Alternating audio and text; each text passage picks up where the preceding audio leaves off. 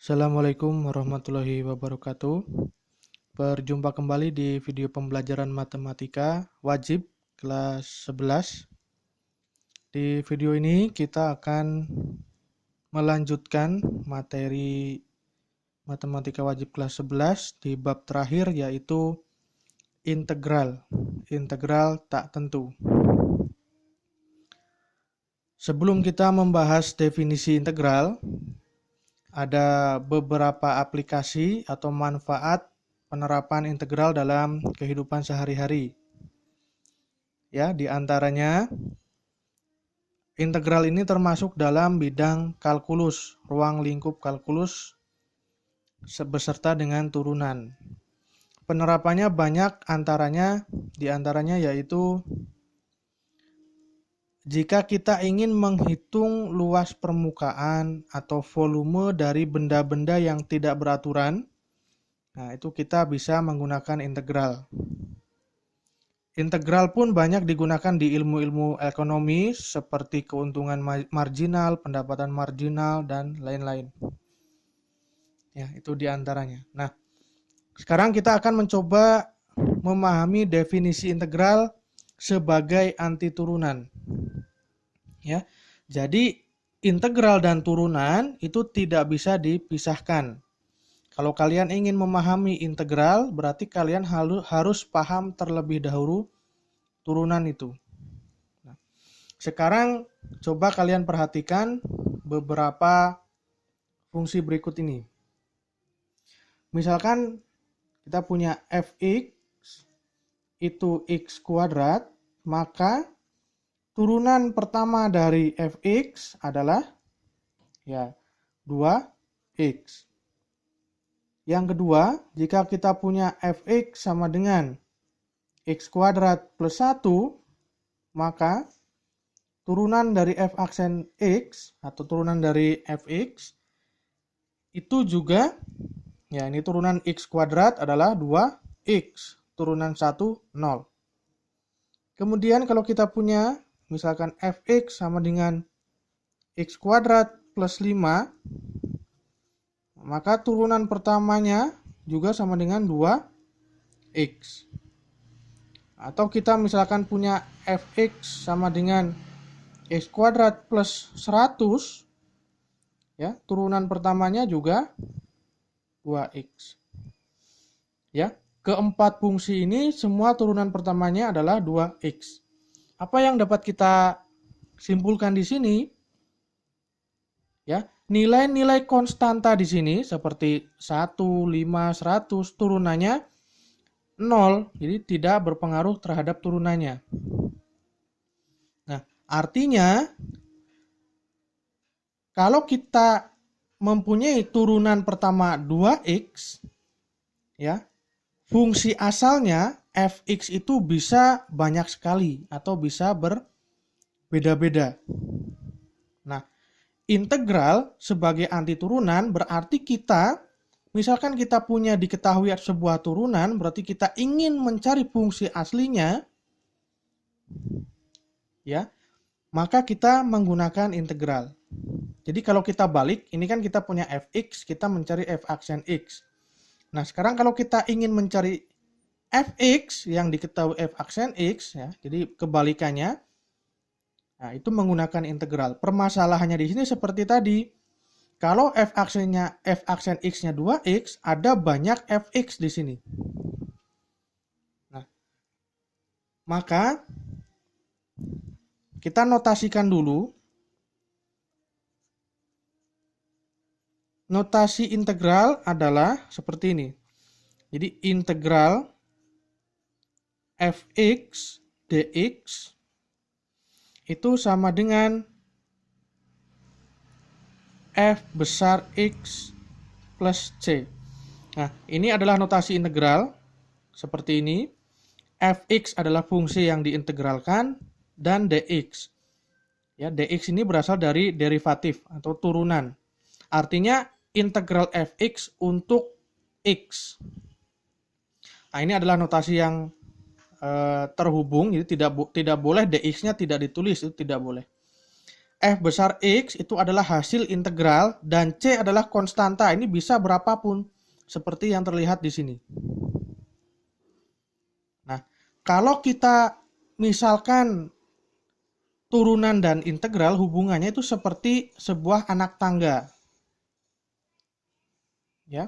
Kalau misalkan Fx itu di tengah di sini, di bawahnya adalah turunan pertamanya, maka di atasnya adalah hasil integralnya. Jadi kalau Fx ini turun ke bawah, berarti itu diturunkan pakai dy per dx. Tapi kalau Fx ingin naik ke atas, kita pakai integral. Ya, seperti itu. Nah, sekarang bagaimana rumus integral? Ingat dulu rumus turunan dulu. Misalkan kita punya Fx sama dengan x pangkat n, maka turunan f aksen x adalah n kali x pangkat n min 1. Ini rumus turunan. Kemarin kalian sudah memahami ini. Nah, bagaimana jika integral? Rumus integral, ini silahkan diingat-ingat.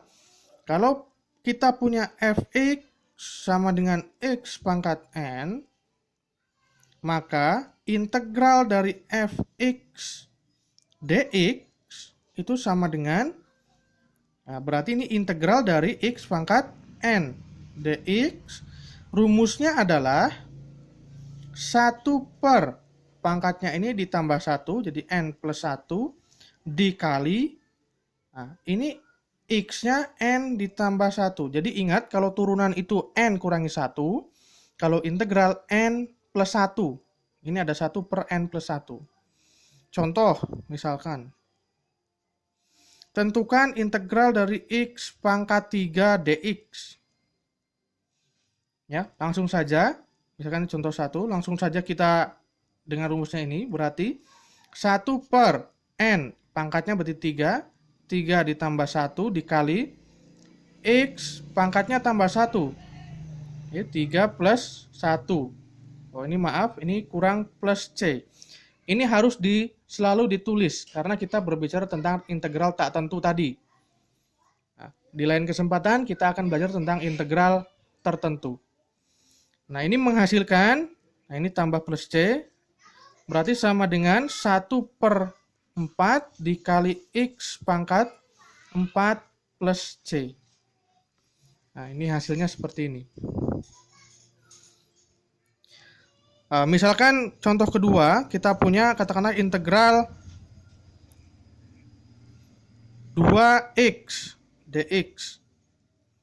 Ya, 2 ini ya, kita tulis saja lagi 2 kali 1 per, ini pangkatnya 1 di sini ya, berarti 1 plus 1 dikali x pangkat 1 plus 1 plus C menjadi 2 dikali 1 per 2 kali x pangkat 2 plus C.